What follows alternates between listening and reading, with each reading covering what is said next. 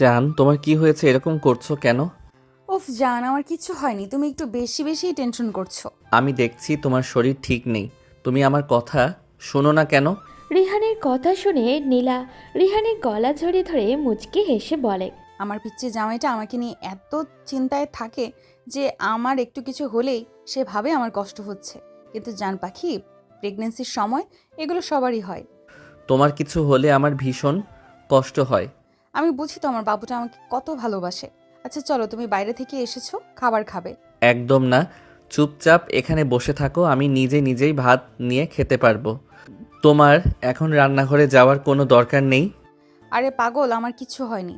আর আমিও এখনো খাইনি। কি, তুমি এখনো খাওনি? আচ্ছা, তোমার কি ইচ্ছে আমি মরে যাই?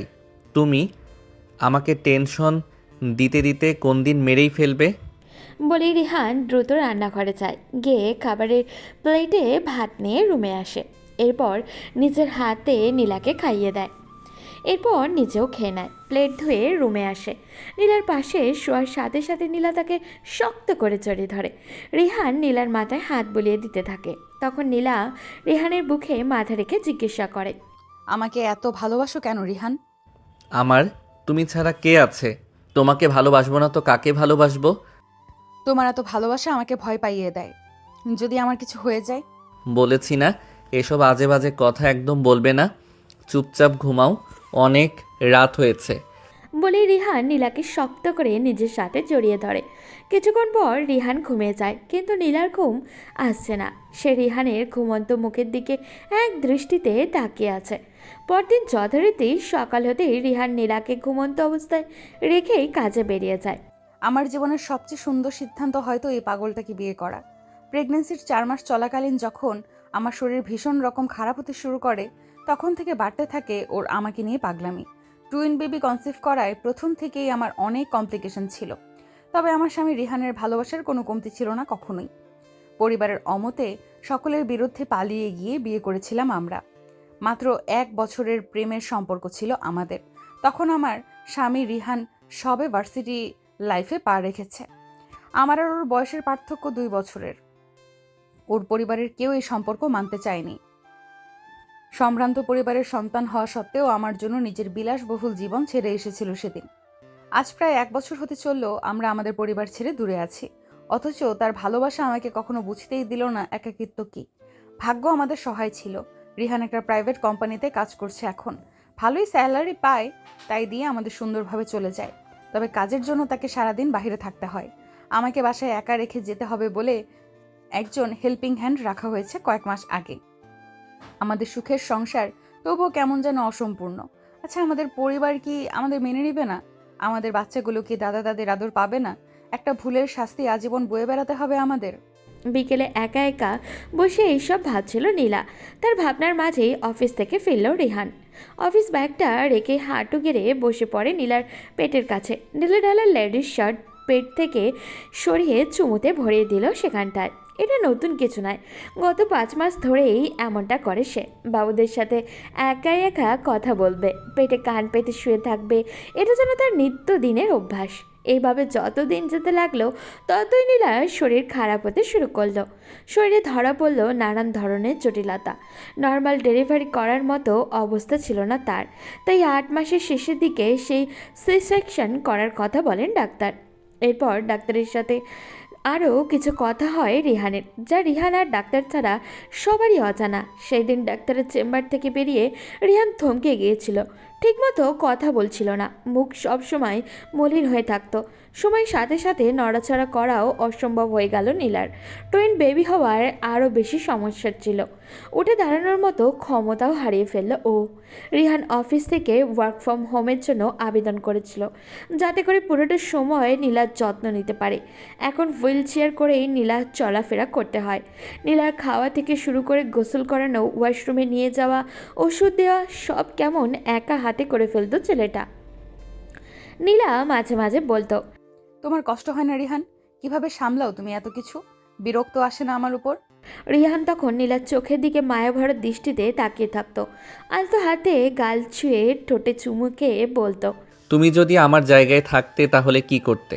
ভালোবাসার মানুষের কোনো কিছুতেই কষ্ট হয় না। আর না বিরক্তি আসে।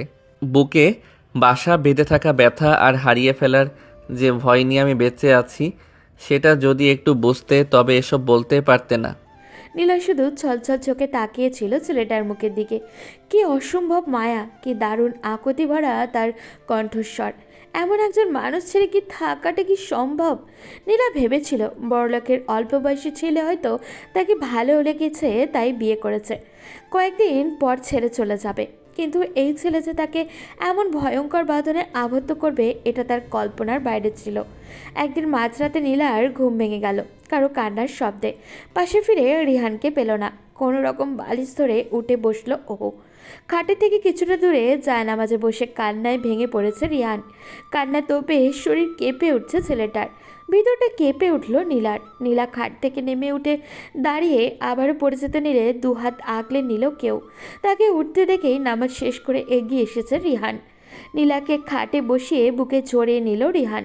ছেলেটার বুক কাঁপছে চরমভাবে, চোখ মুখ গলা ভিজে একাকার। নীলাকে জড়িয়ে গলায় মুখ গুজে শুয়ে পড়ল ও। হয়তো নীলার থেকে কান্নাগুলো আড়াল করতে চাচ্ছে।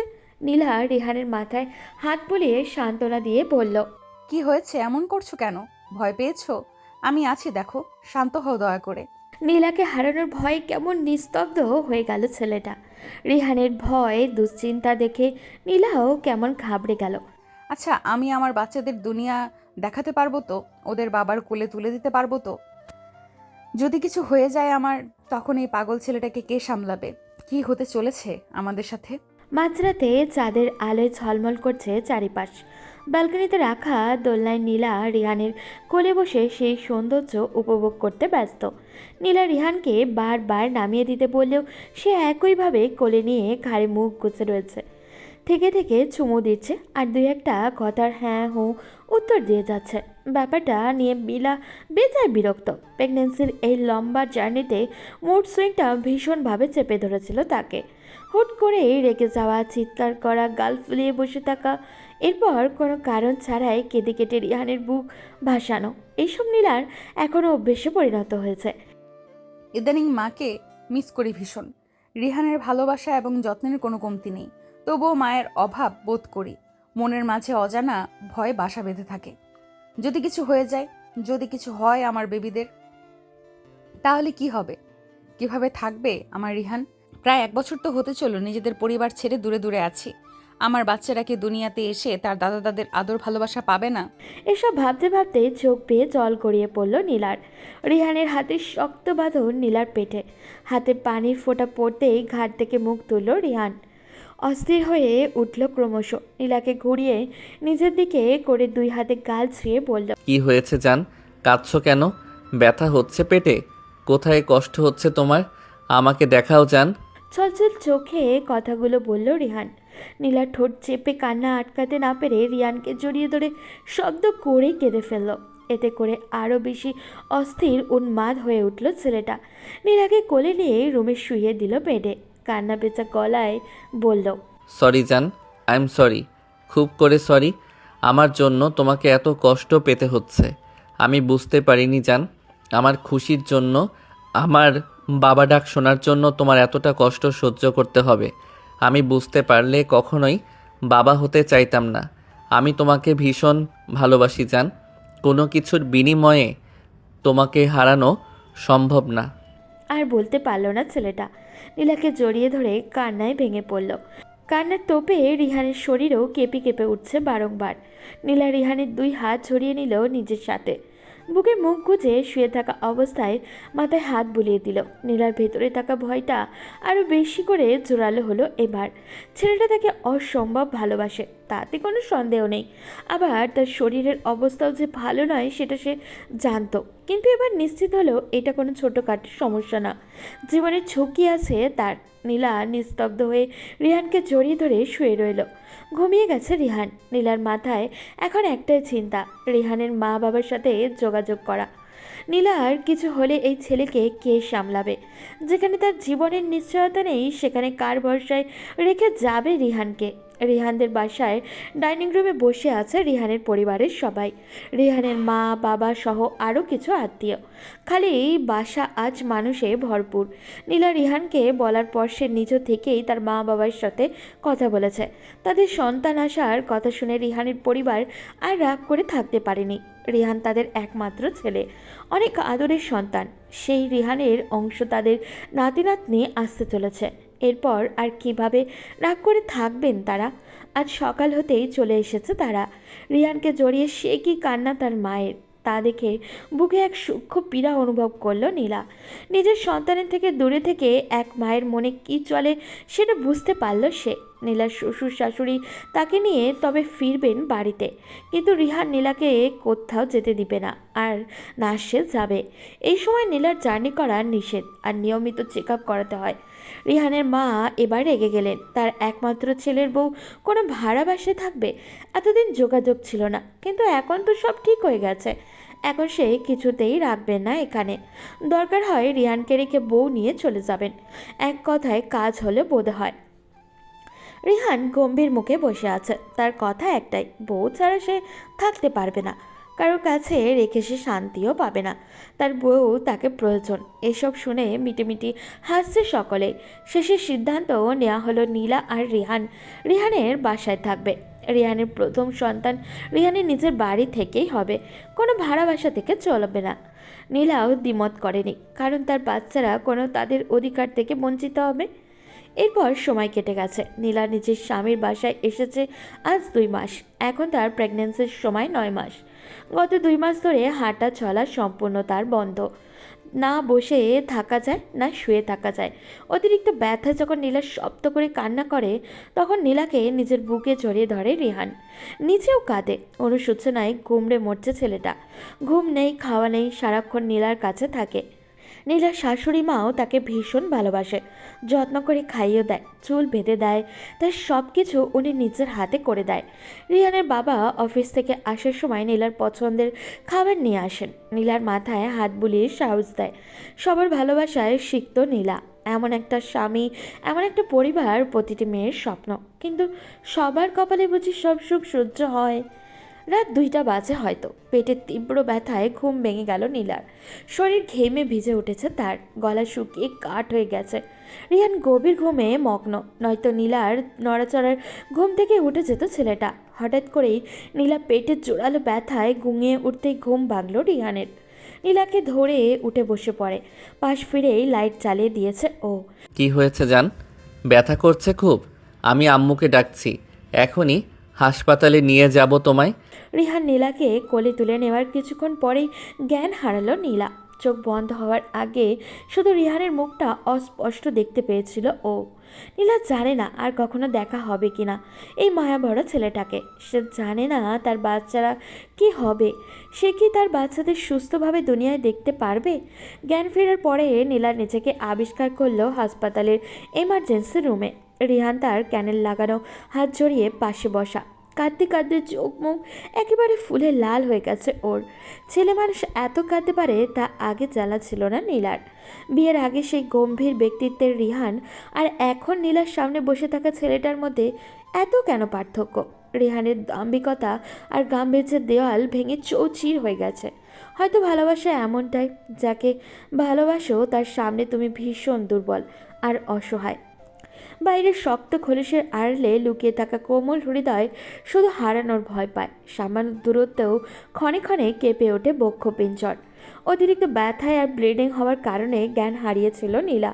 জরুরি ভিত্তিতে অপারেশন করতে হবে তার।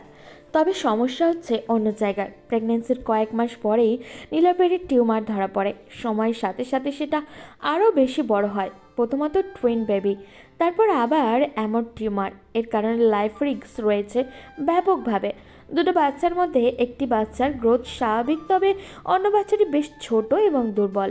নীলার এতদিন জানা ছিল না এই সম্পর্কে, কিন্তু অর্ধজ্ঞান অবস্থায় রিহান যখন কথা বলছিল ডাক্তারের সাথে, তখন তার কানে আসে সব কিছু। এই কারণেই কি তবে রিহান এতটা ভেঙে পড়েছিল? রিহান শুরু থেকে জানতো নীলার এই অসুখের কথা। তবে নীলাকে একটা বারও জানায়নি। ভেবেছে নীলা ভেঙে পড়বে।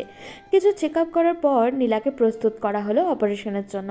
নীলার শ্বশুর শাশুড়ি দুজনেই উপস্থিত। নীলাকে জড়িয়ে ধরে নিশ্চুপ স্বরে কাঁদলেন কিছুক্ষণ, মাথায় হাত বুলিয়ে সাহস দিলেন দুজনেই। নীলার হঠাৎ করেই বুক মোচড় দিয়ে উঠল, চোখ দুটো মাকে খুঁজল ভীষণ করে। আমার মা নেই, চলে গেছেন বহুকাল আগেই। বাবা আমাকে ফেলে দ্বিতীয় বিয়ে করেছিলেন, আর তখন থেকেই আমি একা। সবার জীবন সুন্দরভাবেই চলছিল, মাঝখান থেকে থমকে গিয়েছিল শুধু আমার জীবন। নিজের কান্না গিলে গিলে অবহেলায় অযত্নে বড় হয়েছি। আমার ব্যথা কষ্ট দুঃখ দেখার মতো কেউ ছিল না। মায়ের অভাব ভালোবাসার অভাব আমাকে ঘিরে ধরেছিল ভীষণ রকম। এত কিছুর মাঝে ইন্টারমিডিয়েট শেষ করে ভার্সিটিতে উঠলাম।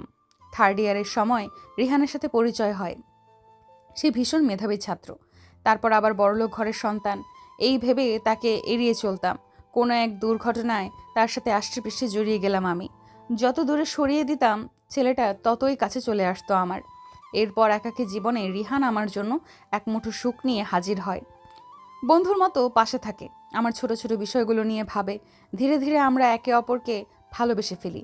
এক অজানা মায়ায় এমনভাবে জড়িয়ে যাই যা থেকে বেরিয়ে যাওয়া সম্ভব নয়। 1 বছরের মাথায় সে আমাকে তার বাড়িতে নিয়ে যায়। আমাকে বিয়ে করতে চাইলে রিহানের পরিবার এতে আপত্তি জানায়। মা নেই, বাবা নেই, দ্বিতীয় বিয়ে করেছেন, এমন মেয়েকে তারা ছেলের বউ করবেন না। তারপর আবার মেয়ে তাদের ছেলের থেকে বয়সে বড়। উত্তরে রিহান শুধু বলেছিল, যদি ওকে মেনে নিতে তোমাদের আপত্তি থাকে তাহলে আমিও থাকবো না এই বাড়িতে। আমি ছাড়া আর কেউ নেই ওর। আমি ওর হাত ছেড়ে দিলে ওকে আগলে নিবে এমন কেউ নেই আম্মু। আমি ভীষণ ভালোবাসি ওকে, ঠিক যতটা তোমাদের। আমি তোমাদের কাউকে ছাড়তে পারবো না। রিহানের পরিবার তবুও মেনে নিতে পারেনি। তাদের একমাত্র ছেলে আমার মতো মেয়েকে বিয়ে করবে। তাদের ছেলে নিঃসন্দেহে 1000 গুণ ভালো মেয়ে ডিজার্ভ করে। আমি কোনো দিক থেকেই তাদের ছেলের উপযুক্ত ছিলাম না। পরিবারের বিরুদ্ধে গিয়ে রিহান আমার হাত ধরে বেরিয়ে এসেছিল বাড়ি থেকে। বারবার নিষেধ করার পরেও সে নিজের বাড়ি এবং বিলাসবহুল জীবন ছেড়েছিল আমার জন্য। কোনো কিছুর বিনিময়ে আমাকে হারাতে পারবে না, ব্যাস। নীলার কল্পনার জগৎ ছেড়ে ছেদ পড়ল যখন তাকে ওটির জন্য নিয়ে যাওয়া হলো। রিহান তখনও তার হাত ধরে রেখেছিল শক্ত করে। ছেড়ে দিলে যদি নীলা হারিয়ে যায়। নীলাকে ওটির সামনে নিয়ে আসতেই বেসামাল হলো ছেলেটা। এতক্ষণ নিজেকে ধরে শক্ত রাখতে পারলেও এবার আর সম্ভব হলো না। সকলের সামনে নীলাকে জড়িয়ে বুকে মুখ গুজে হাউ মাউ করে কেঁদে উঠল রিহান। চোখের পানি আজ বাদ ভেঙেছে। তাকে শান্ত করা যাচ্ছে না কোনোভাবেই। ডাক্তার বারবার বোঝাতে চাচ্ছেন রিহানকে, কিন্তু আজ তাকে বোঝানো যাচ্ছে না। নীলাও পারছে না রিহানকে জড়িয়ে ধরে শান্ত করতে। নীলার পুরো শরীর অবশ হয়ে আসছে। রিহান বুক থেকে মুখ তুলতেই 2 হাতের তালু স্পর্শ করলো নীলার গাল। কান্না জড়িত গলায় থেমে থেমে বলল, আমার পাখি, আমাকে কথা দাও, আবার আমার বুকে ফিরে আসবে তুমি। তুমি ছাড়া আমি অসহায় জান, আমি পাগল হয়ে যাব তুমি ছাড়া। আমি আমার বাচ্চাদের থেকেও তোমায় বেশি ভালোবাসি জান। ওদের নিয়ে সুস্থভাবে ফিরে এসো। এখনো অনেকটা পথ বাকি আছে। তোমাকে নিয়ে অনেক স্বপ্ন বোনা বাকি আমার পিচ্চি বর। আমাকে ছেড়ে কোথাও যাওয়ার কথা ভেবো না। তুমি নেই তো আমিও নেই। আমাদের বাচ্চাদের এতিম হয়ে বাঁচতে হবে তখন। আমিও অপেক্ষায় থাকবো তোমার। নীলার 2 চোখের পাতা ভারী হয়ে আসছে। আর তাকিয়ে থাকতে পারল না ও। ডাক্তার তাড়া দিলে ওটির জন্য। অনেক চেষ্টার পর নীলাকে রিহানের কাছ থেকে ছাড়িয়ে নিয়ে যাওয়া হলো অপারেশন থিয়েটারে। এতক্ষণ যা শুনছিলেন সবই একটা ডায়েরির খণ্ডাংশ, বাস। আর কিছু লেখা নেই ডায়েরিতে। অনন্যা ডায়েরির পাতা উল্টালো পরপর। না, আর কিছু লেখা নেই পরের পাতাগুলোতে। শুধু মুহূর্তেই খেয়ে হারিয়ে ফেলল অনন্যা। ভার্সিটির লাইব্রেরি থেকে কিছু বই সংগ্রহ করতে গিয়ে সেলফের নিচে থেকে পেয়েছিল ডায়েরিটা।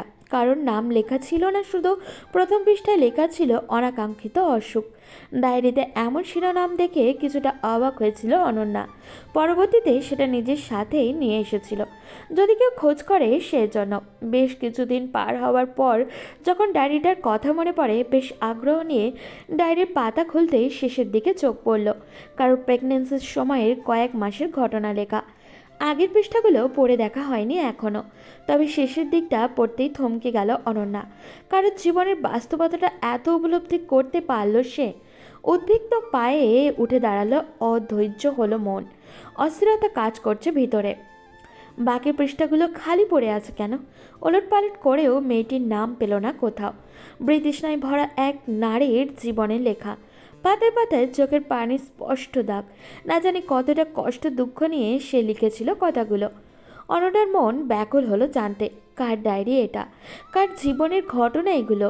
একে এই নারী যার জন্য তার স্বামী এতটা পাগল। এরপর কি হয়েছিল? রিয়ানের ভালোবাসা কি এখানেই সমাপ্তি ঘটেছিল? বাচ্চাদের কি হয়েছিল তারপর? 4টে জীবন কি এভাবে শেষ হয়ে গিয়েছিল? ভার্সিটির সুবিশাল ক্যাম্পাসের এক পাশে পার্কিং এরিয়ায় দাঁড়িয়ে আছে কালো ফোর্ড গাড়িটি। গাড়িটি থেকে কিছুটা দূরে অবস্থান করছে এক সুদর্শন পুরুষ। ফর্মাল গেটআপে থাকা পুরুষটির কোলে দুটি ফুটফুটে কন্যা শিশু, সকলের দৃষ্টির কেন্দ্রবিন্দু। যে কোনো জীবন্ত দুটি ফুল।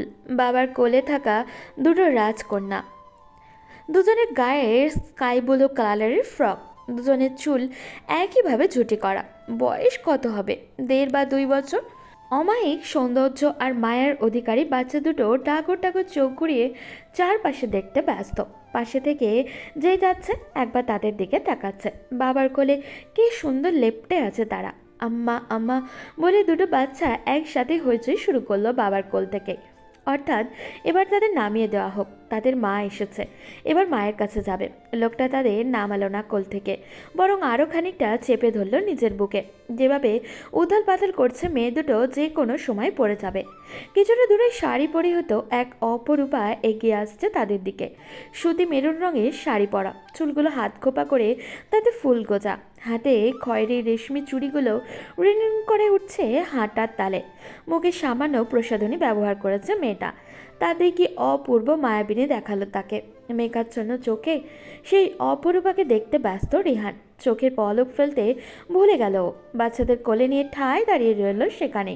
নীলা তাদের কাছে এসে দাঁড়াতেই মেয়ে দুটো হাত বাড়ালো কোলে যাওয়ার জন্য। এই সেই নারী যার জন্য তার জীবনের এত সুখ, এত ভালোবাসা। সেই প্রথম থেকে যাকে নিজের সবটা দিয়ে ভালোবেসে এসেছে রিহান, যাকে পাওয়ার জন্য নিজেকে হারিয়েছে, যার সাথে সুখের সংসারও গড়েছে, তাকে হারানোর ভয়ে পাগলের মতো কেঁদেছে মহান সৃষ্টিকর্তার কাছে। প্রতি মুহূর্তে অসহ্য যন্ত্রণায় ছটফট করেছে। বারংবার আল্লাহর কাছে ভিক্ষা চেয়েছে নিজের প্রাণপ্রিয় অর্ধাঙ্গিনীর জীবন। বুকে তীব্র ব্যথা অনুভব করছে প্রতিটা মুহূর্ত, যখন এই নারী তাকে ছেড়ে যাওয়ার পায়তারা করেছিল।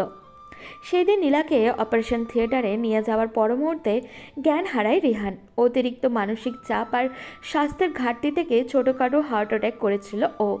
জরুরি ভিত্তিতে তাকে একই হাসপাতালে ভর্তি করা হয়। এদিকে নীলার সি সেকশন হচ্ছে, অপরদিকে রিহানের নিজের নিয়ে চিন্তায় পড়ে গেলেন সকলে। নীলার অপারেশন শুরু হওয়ার ঘণ্টাখানিক পরে বাচ্চার কান্নার শব্দ পাওয়া যায়। দুটো বাচ্চাই সুস্থ ছিল, তাদের অবজারভেশনে রাখা হয়। তবে সমস্যা হয় নীলাকে নিয়ে। বাচ্চাদের পেয়ে কেউ খুশি হতে পারছিল না নীলা আর রিহানের কথা ভেবে। অতিরিক্ত রক্ত যাওয়ায় নীলার শরীর ছেড়ে দিচ্ছিল ক্রমশ। অপারেশন সাকসেসফুল হওয়ার পরেও নীলাকে লাইফ সাপোর্টে রাখা হয়। অবস্থা খারাপ হচ্ছিল সময়ের সাথে সাথে। দীর্ঘ সময় পরে জ্ঞান ফেরে রিহানের। চোখ খুলতেই শুরু হয় তার পাগলামি। হাতে লাগানো ক্যানুলাটা টেনে ছিঁড়ে ফেলে বের হয়ে যায় কেবিন থেকে। রিহানের বাবা দুজন গিয়ে চাপটে জড়িয়ে ধরে ছেলেকে। এমনিতে ছেলেটার শরীর খারাপ, তার উপরে আবার পাগলামি করছে, বড় কোনো ক্ষতি না হয়ে যায়। রিহানকে জড়িয়ে ধরে শান্ত করতে চাইল তারা, কিন্তু তারা তো আর সম্ভব হলো না। নিজের প্রেয়সীর খোঁজে উন্মাদ প্রেমিক ভাঙচুর জুড়ে দিল হাসপাতালে। তার দাবি একটাই, বউকে চায়। তার বউকে এনে দিতেই হবে এক্ষুনি। তার বউয়ের কিছু হলে সে বাঁচবে না। অনেক চোরাচুরি করে পরে ডাক্তার রিহানকে জানালো নীলা ভালো আছে, লাইফ সাপোর্টে রাখা হয়েছে তাকে। এখন আল্লাহ চাইলে তার বউকে বাঁচাতে পারবে, তবে তার বাচ্চারা সুস্থ আছে। বাস এতটুকুই যথেষ্ট ছিল রিহানের জন্য। তার বউ বেঁচে আছে, তাকে ছেড়ে যায়নি। যেভাবেই হোক আল্লাহর কাছ থেকে ভিক্ষা চেয়ে নিবে সে তার বউকে। যদি আল্লাহ তার বুকে তার নীলাকে ফিরিয়ে না দেয়, তাহলে সেও চলে যাবে তার সাথে। এই নিষ্ঠুর দুনিয়ায় নীলাকে ছাড়া বেঁচে থাকা অসম্ভব তার পক্ষে। বাচ্চাদের দেখার জন্য তার মা বাবা আছেন, তবুও সে পারবে না একা নীলাকে ছাড়া থাকতে।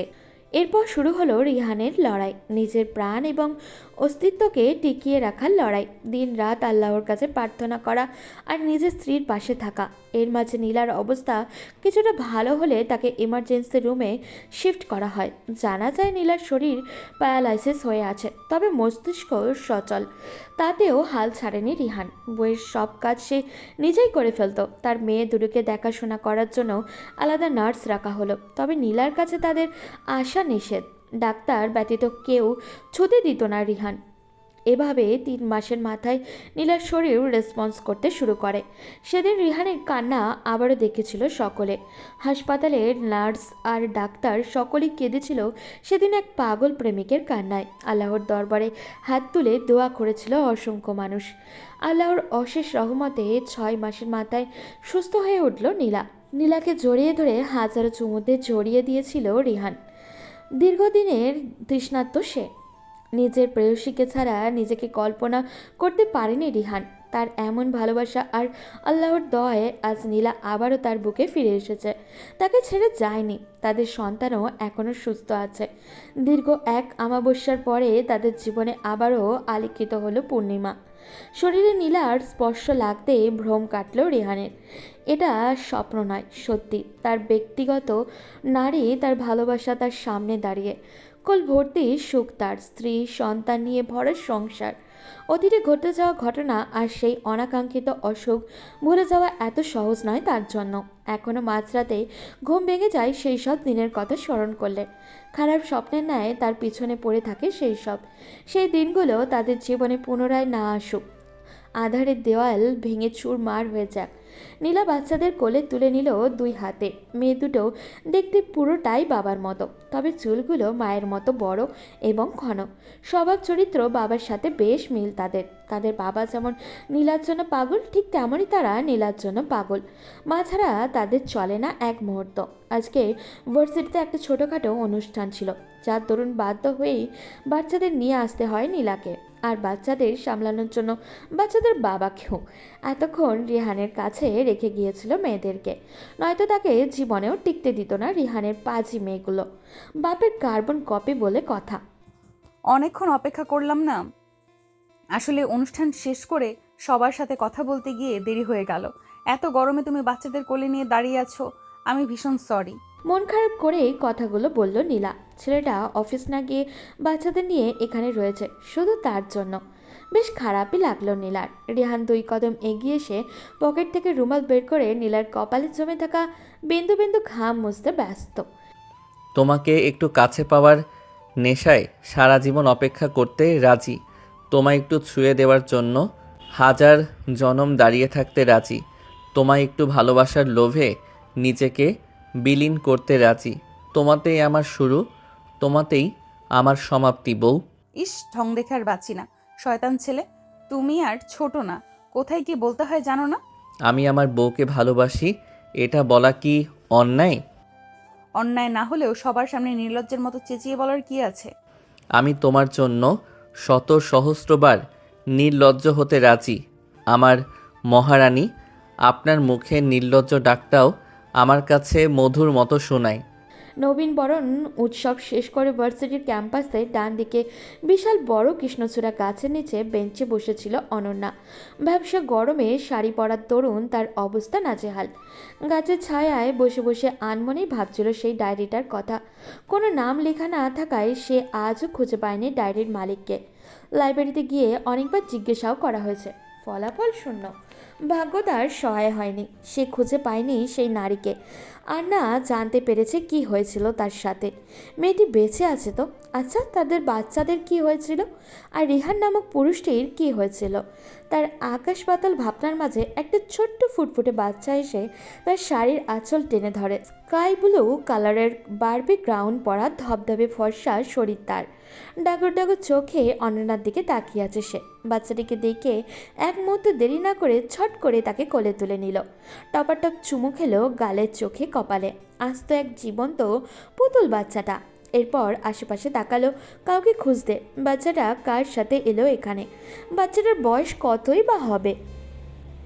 1.5 বা 2 বছর। পরপর চোখ ঘুরল আশেপাশে।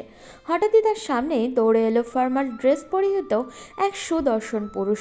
অনন্যা থমকায় যখন বাচ্চা মেয়েটির সাথে ছেলেটার চেহারার অনেকাংশই মিল খুঁজে পায়। কোলে থাকা বাচ্চা মেয়েটি হাত বাড়িয়ে দিয়ে আদো আদো গলায় ডাকে বাবা বলে। মুহূর্তেই মেয়েটাকে কোলে তুলে নিল ছেলেটা। কপালে গালে চুমু খেয়ে বলল, এভাবে কোথায় গিয়েছিলে মা? বাবা তোমাকে পাগলের মতো খুঁজছি, না বলে কোথাও যেতে নেই।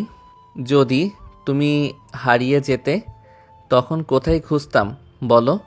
বাচ্চাটা কি বুঝলো কে জানে, দু হাতে বাবার গলা জড়িয়ে ধরলো, ঘাড়ে মাথায় রাখলো, আবেশে চোখ বুজে নিল ও, যেন সে তার স্বর্গ খুঁজে পেয়েছে। অস্পষ্ট সুরে বলল, সরি বাবা। এত কিছুর মাঝে নীরব দর্শক ছিল অনন্যা। বুঝতে পারলো বাচ্চাটা একা একা হাঁটতে হাঁটতে এদিকে চলে এসেছিল। সামনে থাকা ছেলেটা তার বাবা। তাকে যখন রেহানের ধন্যবাদ দিতে ব্যস্ত তখন আবির্ভাব ঘটে সেই কাঙ্ক্ষিত রমণীর। নীলা তার আরেক মেয়েকে কোলে নিয়ে এসে দাঁড়ালো তাদের সামনে। অধৈর্য গলায় বলল, ওকে কোথায় পেলে তুমি? কোথায় গিয়েছিল? কোথায় চলে গিয়েছিল? এই মেয়ে এক নিমেষে হাওয়া হয়ে গেল, এত দূরে চলে এলো একা একা। মায়ের কথায় বাবার গলা থেকে মুখ তুলল হিয়া। মায়ের কোলে তার আরেক বোন দিয়াকে দেখে খুশি হলো। বনে বনে ভীষণ ভাব তাদের, একজন আরেকজনকে ছাড়া কিছুতেই থাকবে না। তখন বাবার কোল থেকে নেমে মায়ের সঙ্গে দাঁড়ায় দুটো বাচ্চা। রিহান গিয়েছিল নীলার জন্য পানি আনতে। হিয়া নীলার শাড়ির কুচি টানতেই এলোমেলো হয়ে যায়। শাড়ি ঠিক করার মাঝেই হিয়া হাঁটতে হাঁটতে চলে আসে কৃষ্ণচূড়ার গাছের নিচে। সেখানে অনন্যাকে মায়ের মতো শাড়ি পরে বসে থাকতে দেখে সে ছোট ছোট পায়ে কাছে এসে আঁচল টেনে ধরে অনন্যার। তাদের এমন সুন্দর সংসার দেখে খুশি হয় অনন্যা। আবারও মনে পড়ে ডায়েরিতে থাকা মেয়েটির কথা। সেই মেয়েটির তো এমন একটা সংসার থাকতো, এমন ফুটফুটে দুটি বাচ্চা থাকতো, ভালোবেসে আঁকলে রাখতোর মতো একটা স্বামীও থাকতো। অনন্যা আনমনে জিজ্ঞাসা করে বাচ্চাদের নাম। নীলা চোখে ঠোঁটে মনোমুগ্ধকর হাসি নিয়ে উত্তর দিল, দিয়া আর হিয়া আমার মেয়েদের নাম। রিহানের জায়গায় মেয়ে হলে নাকি আমার শাশুড়ি মা এই নাম রাখতেন, কিন্তু ওনাদের মেয়ে না হয়ে হয়েছে এই দামড়া ছেলে। নীলা বেশ ঠাট্টার সুরে বলল কথাটা, কিন্তু তার কথায় বিদ্যুতের ন্যায় চমকালো অনন্যা। মাত্রই কি নাম বলল মেয়েটা? রিহান? সে কি ঠিক শুনলো? কনফিউশন দূর করতে অনন্যা জিজ্ঞাসা করলো, আপনাদের নাম জানতে পারি কিছু মনে না করলে? নীলা এবং রিহান দুজনেই মুচকি হাসলো। একসাথে কি দারুণ বানিয়েছে তাদের। কোনো এক রূপকথার জগতের রাজা রানীর মতোই লাগলো তাদের। বাচ্চা দুটো তাদের রাজকন্যা। রিহান এবার হালকা হেসে দিয়াকে কোলে তুলতে তুলতে বলল, আমি রিহান, আর উনি আমার মহামান্য স্ত্রী নীলা। নামগুলো শুনতেই হতবাক অনন্যা। রিহান? তার মানে কি সেই রিহান যাকে সে খুঁজে চলছে মাসের পর মাস? নীলা কি তবে সেই নারী যাকে একবার দেখার জন্য অনন্যা এতটা ছটফট করছে? এরাই কি ডায়েরির সেই প্রেমযুগল, সেই প্রেমিক পুরুষ, তার আর ভাগ্যবতী নারী? অনন্যা নিজেকে আর দমিয়ে রাখতে পারল না, উদ্বিগ্ন গলায় প্রশ্ন করল, কোন রিহান? মানে ডায়েরির সেই নারী যাকে অসম্ভব ভালোবাসতো তার স্বামী? আপনারা কি সেই কাপল? আর এই বাচ্চা দুটো? অনন্যার কথায় কিছুটা অবাক হলো নীলা এবং রিহান। কি বলতে চাইছে মেয়েটি? তাদের সম্পর্ক কিভাবে জানলো এই মেয়েটা? হঠাৎই নীলার মনে পড়ল ডায়েরির কথা, যেটা আজ থেকে প্রায় 7-8 মাস আগে লাইব্রেরিতে গিয়ে হারিয়ে ফেলেছিল সে। তার জীবনের অনেক ঘটনাই লেখা ছিল ডায়েরিতে। তার বাচ্চারা দুনিয়াতে আসার আগ মুহূর্ত পর্যন্ত সব ঘটনায় লেখা ছিল সে। এরপর তার অসুস্থতা আর বাচ্চাদের সামলাতে গিয়ে লেখা হয়ে ওঠেনি, আর একদিন ভুলবশত হারিয়ে ফেলে ডায়েরিটা। কিন্তু সেটাই মেয়েটার কাছে কিভাবে এলো? হ্যাঁ, আমার স্বামী রিহান। আপনি সম্ভবত আমার ডায়েরির কথা বলছেন, যেটা আমি লাইব্রেরিতে হারিয়ে ফেলেছিলাম কয়েক মাস আগে। কিন্তু সেটা আপনি পেলেন কিভাবে? নীলার কথায় আকাশের চাঁদ পাওয়ার ন্যায় লাফিয়ে উঠল অনন্যা। খুশিতে আত্মহারা সে। অবশেষে খুঁজে পেয়েছে কাঙ্ক্ষিত সেই ভাগ্যবতী নারীকে, খুঁজে পেয়েছে সেই বউ পাগল রিহানকে, সঙ্গে তার ফুটফুটে 2 মেয়েকে। নিজেকে সামলাতে না পেরে জাপটে ধরল নীলাকে। খুশিতে গদগদ হয়ে বলল, ও ইয়েস, আমি খুঁজে পেয়েছি তোমাদের। তুমি ভাবতে পারবে না আমি কতদিন ধরে খুঁজেছি তোমাদের। লাইব্রেরি থেকে তোমার ডায়েরিটি পাওয়ার পর যখন তোমার জীবনী পড়লাম, তখন থেকেই খুঁজে চলেছি। তোমার অপারেশনের পর কী হয়েছিল সেটা জানার জন্য আমি কত রাত জেগে পার করেছি কি বলবো। তোমার নাম লেখা ছিল না ডায়েরিতে, কোনোভাবেই তোমার খোঁজ পাইনি আমি। দিনের পর দিন শুধু ভেবেছি কী হয়েছিল তোমার সন্তানদের। আর তোমার পাগল প্রেমিক, তোমার ভালোবাসার মানুষটারই বা কী হয়েছিল? তোমাকে বলে বোঝাতে পারবো না আজকে আমি কতটা খুশি। নীলা এবং রিহান দুজনেই হতবাক। একটা মেয়ে শুধু ডায়েরি পড়ে কিভাবে তাদের খোঁজ পেতে এতটা মরিয়া হয়ে উঠেছে। সন্তুষ্টির হাসি হাসলো দুজনেই। নীলা অনন্যাকে জড়িয়ে ধরে বলল, এখন যখন খুঁজে পেয়েই গেছো তখন আর হারিয়ে যাব না। আমাদের বাড়িতে বেড়াতে যেতে হবে তোমায়। আফটার অল আমাদের মেয়েদের নতুন খালামণি তুমি, আমাদের নতুন আত্মীয়। আমরা যখন একই ভার্সিটি তখন বন্ধুত্ব করাই যায়, কি বলো? অনন্যা একগাল হেসে উত্তর দিল, অবশ্যই। এত খোঁজাখুঁজির পর পেয়েছি যখন, তখন এত সহজে ছাড়ছি না। আর বাচ্চাগুলোকে আরও ছাড়া যাবে না। আমি কিন্তু ওদের দেখতে যাব মাঝে মাঝে, মানা করবে না কিন্তু। তুমি যখন খুশি আসবে যাবে আমার মেয়েদের কাছে। খালামণিদের একটু বেশি দাবি থাকে, তাই না? রিহানের কথায় কৃতজ্ঞ হলো অনন্যা। সত্যি লোকটা অসাধারণ। এমন স্বামী পাওয়া ভাগ্যের ব্যাপার। অনন্যার ভাগ্যে কি এতটা ভালো হবে? যদি কোনোভাবে নীলার মতো এমন ভাগ্যবতী হতো সে। আজ তাহলে আসি, মেয়েদের নিয়ে একটু ডাক্তারের কাছে যেতে হবে। এরপর মেয়ের মাকে নিয়ে ঘুরতে যাব। বলে সে স্ত্রী সন্তানে নিয়ে সামনের দিকে পা বাড়ালো রিহান। অনন্যা একবার একরাশ প্রশান্তির এবং মুগ্ধতা নিয়ে তাকিয়ে রইল তাদের যাওয়ার পানে। সৃষ্টিকর্তার অশেষ রহমত। অনন্যা বিড়বিড় করে বলে উঠল, নশ্বর এই পৃথিবীতে অবিনশ্বর হোক তোমাদের ভালোবাসার বন্ধন। আমি তো জড়িয়ে থাকো একে অপরের মাঝে। পৃথিবীর সব সুখ তোমাদের ভাগ্যে লিখে দেয়া হোক। যতবার অনাকাঙ্ক্ষিত অসুখ আসবে জীবনে, আষ্টে পৃষ্ঠে জড়িয়ে ধরো দুজন দুজনকে। অনাকাঙ্ক্ষিত অসুখের কোনো সমাপ্তি নেই। সুখের পর দুঃখ আসবেই, তবে প্রিয়দের ভালোবাসার জাদুতে সেই অসুখ একদিন সেরে উঠবে। আপনজনদের যত্নে রাখুক, আগলে রাখুন। হারিয়ে যাওয়ার পরে আফসোস করার চেয়ে থাকতে মূল্য দিন। আজ এই পর্যন্তই। দেখা হবে পরবর্তী কোনো গল্পতে। সে পর্যন্ত সবাই ভালো থাকবেন এবং সুস্থ থাকবেন।